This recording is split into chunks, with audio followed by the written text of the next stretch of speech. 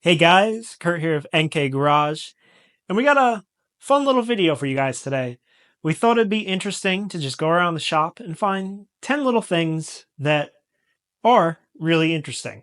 So, some of them are very useful, some of them are not so useful, but we'll review them one at a time because we think you guys would enjoy just a little sneak peek at some of the odds and ends we've got around the place here. So, let's jump right into it and let's have some fun. Starting with number one, we have this 2 3/4 inch long adjustable wrench. It's made in Germany. It's fully functional, and I believe this is actually like a jeweler's tool. I don't think you would really be using this to work on your car or truck or machinery. No maker's marks other than Germany. Super cool, and we keep it with our adjustable wrench collection just in case. Talking about the smallest adjustable wrench we own, let's talk about the largest pin that we have. You know, these are obviously very popular. Everybody uses these kind of pins. But do you have one this big? Do you have one that's 5 inches long? What do you need it for? I don't really know. This is just one of those things that came with Nick's house. He bought his grandparents' house, which was passed down to his uncle, and then he went and bought it when his uncle passed away, unfortunately. And there was a lot of things left behind, including this. Just always been in the tool room here, so Show them the strength it takes to open that up. it is a serious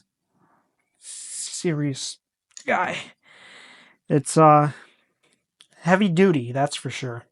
If anybody actually knows what this is for, or any more information at all on it, we'd definitely be interested. Leave a comment below. Just mark 644. A hammer. Not just any hammer. We showed this in a tool haul before, and you guys might remember. It looks like a little machinist hammer, and that's what I thought I was getting when I bought it. But I brought it home. It's called the Home Hobby Hammer. And you unscrew the end. And inside, you got a screwdriver. Little flat blade screwdriver. So just in case while you're hammering, you need to, screw something, you've got a screwdriver. But if that's just too big for the job, you got another screwdriver in there. And if that's still too big for the job, you got the little screwdriver. And if you realize that that's actually all those were too small for the job, don't worry. You've got another screwdriver. Isn't that cool? 4 screwdrivers and a hammer all in one. A lot of you guys might be familiar with these, but if you're not, I think you would enjoy it. Definitely cool. It gives us a good little kick. When I found this little guy in here, Nick thought I was crazy for trying to open it up because there's no other screwdriver in there. I'm like, no, there's. It really looks like a joint here. It looks like a screwable joint. And I actually had to stick it in the vise to unscrew it. It was in there that much. So It's a good little party trick to show your friends. it's it's good for a lot of things. You could probably build your whole house with just that one hammer. Next item. This was another item that came with Nick's house. We think that his grandfather made it, and we don't actually know the name of this kind of item. I understand kind of what it's for. Never used it. Been holding on to it for a while, just thinking one day we might need it. Obviously, it's some kind of drafting or measurement tool. Clearly, you guys will tell me in the comments, but clearly you could run along something and mark a straight line. And it doesn't matter if that's a straight surface or if it's a curved surface. You could probably do a circle. You could do like this, maybe. You guys tell me more information. I'm not that familiar with it. And for what it is, I think it's quite a large one, if I'm correct. It's constructed, this is brass. We have some steel. I don't know if this is the rod is steel or if that's more brass, but well made. Really, somebody put a lot of time into this, and I do believe it's homemade. Next up, this is another one of those functional tools. This is an OEM Tools 25246, and it's a long reach hose clamp pliers. So you can, grip on there, and it has a locking system, so you can lock your grip. flexible, easy to use. I've never used it. Nick has used it. How was it? It's really nice for those hose clamps that are very deep in an engine bay and you don't have, room to use the plier end. You can fish that down in there, and once it locks on, you've got a good grip. So like a lower radiator hose or something like that where you can't even see what you're working on, kind of just feel around and lock it on, and then you can work your magic on it. Yeah, that was a tool haul item. So was this. This is the Thexton Handy Clamp number 305. I don't even know if Thexton is still in business anymore, but this came from one of our old tool hauls, the KD tool hauls. And we kept it because obviously it's convenient. You adjust the screw down here and you can adjust your width of your little clamp here. But do you see how narrow it is? You get some really good clearance. And we have used this so many times since we got it. You got to put a nut on here. So you got your nut and you're really trying to put that nut on something, but you can't get your fingers in there because you're going into somewhere really tight. You can hold on to it. You can get it into position and you can put it right on that bolt. You can remove hardware with it. We've used it tons of times. Very handy. So handy, it's the handy clamp. Next item, well, not a tool. It's a Canon little model. We don't really know where this came from. Again, another item that was in Nick's garage, and we keep it around because it's pretty cool. I'm wondering if it's homemade. We got some wood here. We've got little, homemade like bushings for the wheels, cotter pins to hold them in. The shafts are just, metal rods. The cannon work is pretty good, so I don't know who made this or when. There's one wheel missing, so I shoved some washers on here for now. While the wheel was missing, it fell off it fell off at one point and it got a little damaged, but one day we'll clean it up, kind of give it a restoration. And if one cannon wasn't enough, why not two? And this one's pretty cool because it actually has a lever on here with a spring. So it's not actually functional, but maybe one day we'll make it functional for fun. It's cool. Definitely cool. Next up, we got this RPM gauge.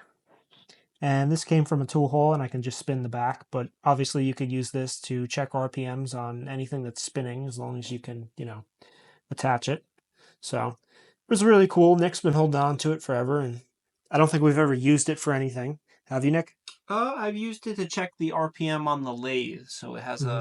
it's a belt. You can change the belt sizes to get a different RPMs. And I was unsure if the tag on the back of it was actually true. So I tested it with that, and it did show true. Very cool. I don't even remember where that came from. It's been around for a while. Next up, this isn't the item, but everybody's got one of these. You push the thing and you get the little gripper, and you go around and you can pick up stuff. You know, like I said, everybody's got one of these. But do you guys have one of these? Oh, what is that? Just a spring on the end? That's kind of cool. It does nothing. Oh, but wait, there's a magnet in there. So you can go around and extend your magnet out when you need it. If I find some steel,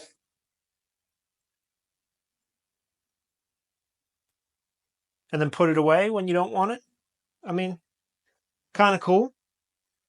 Not really sure how important it is in the shop, but it's cool. Everybody's got this, but you don't got this. And then for last, we got something special. And there's a story behind this. Nick's first truck was a 2000 Dodge Ram 2500 with the diesel motor, the Cummins 5.9, 5.7, 5.9. 5.9 liter. It's been a while. And that truck came with a lot of issues. The guy swindled Nick into buying it, and he really cleaned it up nice, and it drove nice, but later Nick had got it, found out the guy warmed it up every time he went to look at it. It actually needed an injection pump. It needed all sorts of things. We went through that truck: brakes, wheel bearings, drive shafts, multiple transmissions of both automatic and manual, because we thought by going to manual it would get better. The rear axle, we swapped the whole rear axle. So one of the parts we replaced was the tie rod. And when we replaced the tie rod, we said, well, looks like a nice, pretty good long pry bar. So we chopped this end because it kind of featured a pry bar-ish looking style. We left this end. We took just knocked off the bowl joint there and kept this. We always said we were going to weld this, but we never did. And we nicknamed it El Tie Bar Dinero. And it's our tie bar. It's our very long pry bar. And we use it all the time, actually, because You just actually used it today. we did use it today. Uh, Measurement is 52 inches, so a little bit over 4 feet. Do you guys have a longer than 4 foot pry bar with solid, heavy duty steel? I don't think so. And does it do this? Probably not.